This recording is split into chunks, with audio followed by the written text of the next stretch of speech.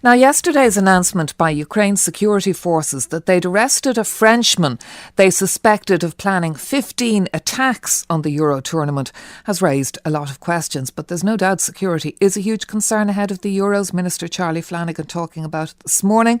And more news today that 3 Syrian men arrested are suspected of planning a terrorist attack in Germany.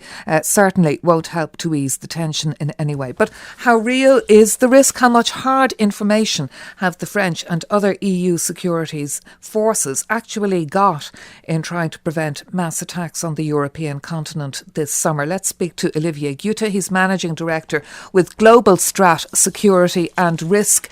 And Olivier Guta, we believe the French authorities now suspect that this person arrested in Ukraine was not an individual terrorist per se, probably as much as an arms dealer. How much hard information is knocking about the threat to the Euros? Look, you're absolutely right. I mean, I think after the increased news roundup yesterday about the Ukrainian arrest, I tend to believe that he was much more of a weapons dealer than a terrorist. But keeping that aside, it doesn't really undermine the fact that the euro is under threat.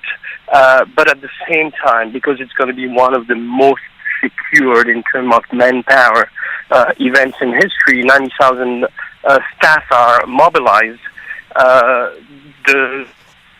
If you will, the spectrum of threats are, I think, much more towards the fan zones that the French are organizing. Those are the zones that are really outside the stadium. They're going to be under the Eiffel Tower, and they're going to have people watching the games on large screens.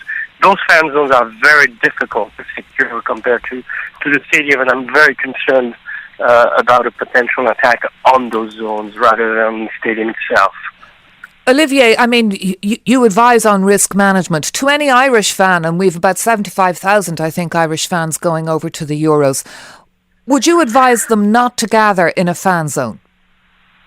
Oh, very much so. I think the fan zone needs to be cancelled. If the French government has any sense about the amount of security involved in the fan zones, they should cancel it. Yeah, I would advise anyone not to go there was, as you may remember, in the past, even in Nigeria, Boko Haram attacked during the World Cup people that were congregated to watch again.